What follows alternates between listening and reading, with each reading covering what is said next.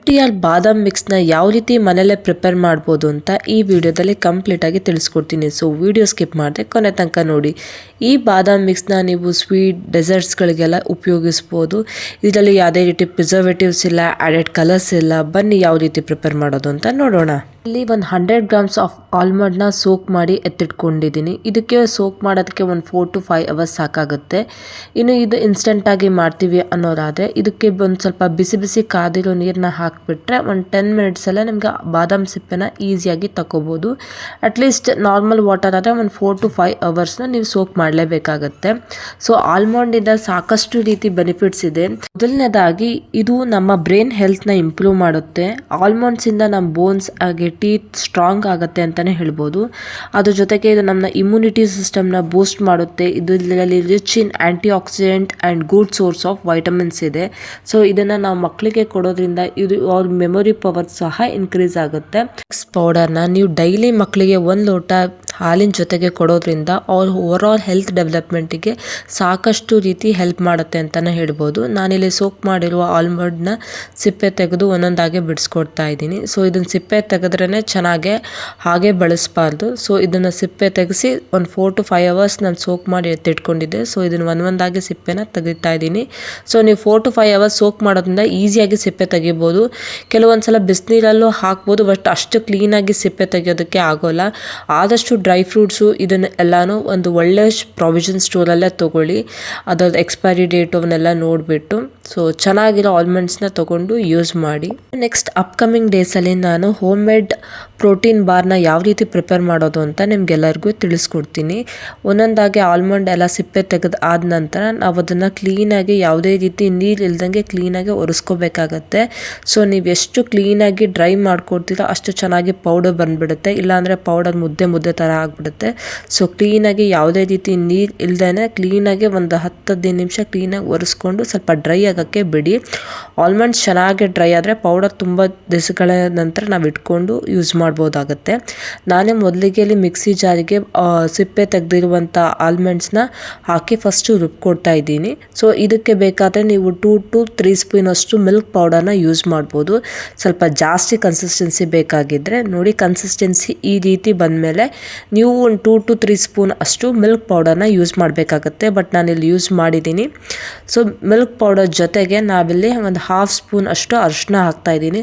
ಅರಿಶಿನ ಹಾಕೋದ್ರಿಂದ ಮಕ್ಕಳಿಗೆ ಏನಾದರೂ ಕೋಲ್ಡ್ ಏನಾದರೂ ಇದ್ದರೆ ಕೂಡ ಸಹ ಕಡಿಮೆ ಆಗುತ್ತೆ. ನೆಕ್ಸ್ಟ್ ಅದಕ್ಕೆ ಒಂದು 1/2 ಕಪ್ ಆಗೋಷ್ಟು ಸಕ್ಕರೆ, ಹಾಗೆ ಒಂದು ಸ್ವಲ್ಪ 4ರಿಂದ 5 ಏಲಕ್ಕಿನ ಸೇರಿಸ್ತಾ ಇದ್ದೀನಿ. ಈ ರೀತಿ ಏಲಕ್ಕಿ ಸೇರಿಸೋದ್ರಿಂದ ನಿಮಗೆ ನ್ಯಾಚುರಲ್ ಆಗಿ ಒಂದು ಸ್ವೀಟ್ನೆಸ್ ಫ್ಲೇವರ್ ಬರುತ್ತೆ ಅಂತಲೇ ಹೇಳ್ಬೋದು. ನಾನಿಲ್ಲಿ ಯಾವುದೇ ರೀತಿ ಆರ್ಟಿಫಿಷಿಯಲ್ ಕಲರ್ಸ್ ಆಗಲಿ ಪ್ರಿಸರ್ವೇಟಿವ್ಸ್ ಆಗಲಿ ಯಾವುದನ್ನು ಯೂಸ್ ಮಾಡಿಲ್ಲ. ಸೊ ನೀವು ನೋಡ್ಬೋದು ಯಾವ ರೀತಿ ಪೌಡರ್ ಆಗಿದೆ ಅಂತ. ಸೊ ತುಂಬ ಉದುರಾಗಿ ಬಂದಿದೆ ಪೌಡರ್. ಸೇಮ್ MTR ಬಾದಾಮ್ ಮಿಕ್ಸ್ ಪೌಡರ್ ಥರನೇ ಇದೆ. ಸೊ ಒಂದ್ಸಲ ನೀವು ಮಾಡಿಟ್ಕೊಂಡ್ರೆ ಮಿನಿಮಮ್ ಅಂದರೆ 1 ತಿಂಗಳು ಕರೆಕ್ಟಾಗಿ ಬರುತ್ತೆ ನಿಮಗೆ. ಸೊ ದಯವಿಟ್ಟು ಇದನ್ನು ಯೂಸ್ ಮಾಡಿ. ನೀವು ಬೇಕಾದರೆ ಅರಿಶಿನದ ಪುಡಿ ಬದಲು ಸ್ಯಾಫ್ರನ್ ಕೂಡ ಯೂಸ್ ಮಾಡ್ಬೋದು. ನಾನು ಅರಿಶಿನದ ಪುಡಿ ಯೂಸ್ ಮಾಡಿರೋ ರೀಸನ್ ಏನಂದರೆ ಇನ್ ಕೇಸ್ ಮಕ್ಕಳಿಗೆ ಕೋಲ್ಡ್ ಆದರೆ ಸಹ ಕೋಲ್ಡ್ ಕೂಡ ಕಡಿಮೆ ಆಗುತ್ತೆ. ಸೊ ಒಂದ್ಸಲ ಯೂಸ್ ಮಾಡಿದರೆ ಸಾಕು, ತಿಂಗಳಾನುಗಟ್ಟಲೆ ಈ ಪೌಡರ್ ಯೂಸ್ ಆಗುತ್ತೆ. ಚಾನಲ್ನ ಯಾರೆಲ್ಲ ಸಬ್ಸ್ಕ್ರೈಬ್ ಮಾಡಿದೆ ಹಾಗೆ ನೋಡ್ತಿದ್ದೀರೋ ಪ್ಲೀಸ್ ನನ್ನ ಚಾನಲ್ನ ಸಬ್ಸ್ಕ್ರೈಬ್ ಮಾಡಿ. ಆದಷ್ಟು ನಿಮ್ಮ ಫ್ರೆಂಡ್ಸ್ ಫ್ಯಾಮಿಲಿ ಒಟ್ಟಿಗೆ ವೀಡಿಯೋಸ್ನ ಶೇರ್ ಮಾಡ್ಕೊಳ್ಳಿ.